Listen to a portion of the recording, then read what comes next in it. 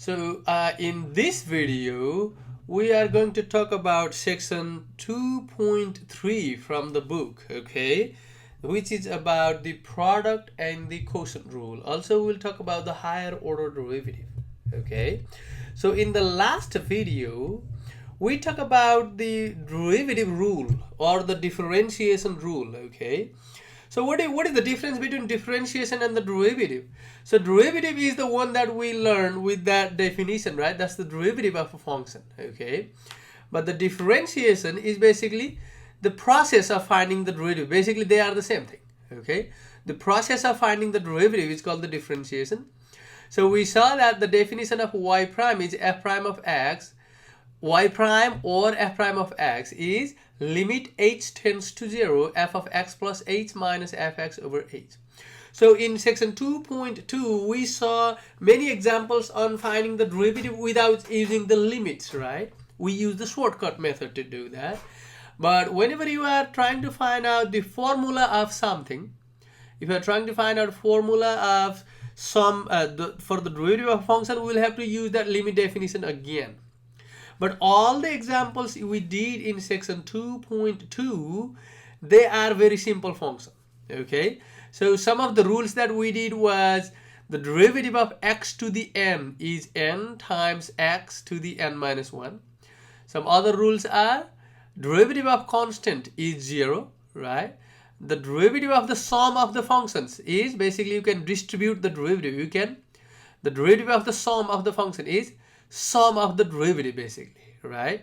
Do you remember that we were doing basically f plus g prime. If there is a derivative of the sum, it is same as f prime plus g prime. And if there is minus, okay, if there is minus, then there will be minus as well, okay? If there is a constant times the derivative, right, we also did k times f prime. If there is a constant times a function, and if you're finding the derivative of that, it is same as k times f prime. You can pull that k out and find the derivative of f prime only.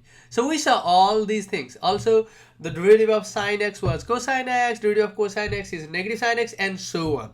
Okay, that's what we did. But none of the example we did had the product. Okay, for example, if you want to find the derivative of x squared times sine x, we don't have done that any problem. We have not done any problem of that type. Okay, so to handle this type of problem, we need a formula for the product. So it is called the product rule. The derivative of fx times the gx. How do I find out that? Let's derive the formula first. What I'm going to do here is, so this is the limit definition, right? When you are finding the derivative, it is limit h tends to 0. That all the x in this function will be replaced by x plus h, and then do minus, and then just write down that one, right? That's what we're doing here. To find out the derivative of this, y prime is limit h tends to 0. All these x are replaced by x plus h, that which is f of x plus h minus times g of x plus h. Minus, just keep that same thing, write down that same thing, fx times gx divided by h. So what I'm going to do next is basically limit h tends to 0, okay? I want to write the first term f of x plus h times g of x plus h, okay? And I want to leave little space in the middle, and I want to write the last term only. So minus f of x times g of x divide by h. I'm going to use a little trick here, okay? So what I'm trying to do here is I will add and subtract something there. So that will be minus fx times g of x plus h plus fx times g of x plus h. Why did I do that? You will know that later. But adding and subtracting the same thing does not make any difference, because if you, these are the same thing, right? If you cancel that, you will get exactly the same thing. But I am adding and subtracting something just to use the limit definition of the derivative, okay? Now let me group the first two terms and the last two terms, and then see if there is anything common, okay? So what is the common on the first term and the second term? G of x plus h. Let me do that. So it is limit h tends to 0, f of x plus h minus f of x, okay, and then times g of x plus h. I'm taking g of x plus h out, okay, and then plus, what is the common in the third and fourth term? So fx is common, right? Fx times g of x plus h, okay, minus g of x. This is what we get, and whole divide by h.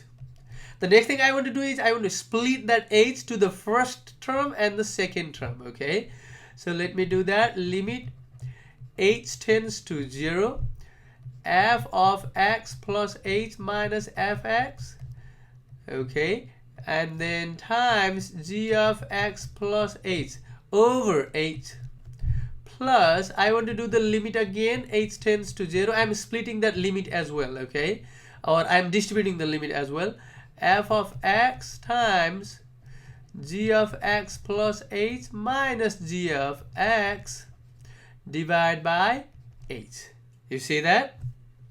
So when you take h tends to 0, do you know how much is this value? How much is that value when h tends to 0? This is basically f prime, right? And how about that one? That will be basically g prime.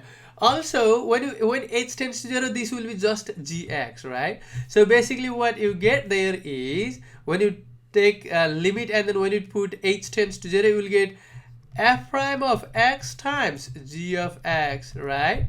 And then plus f of x times g prime of x.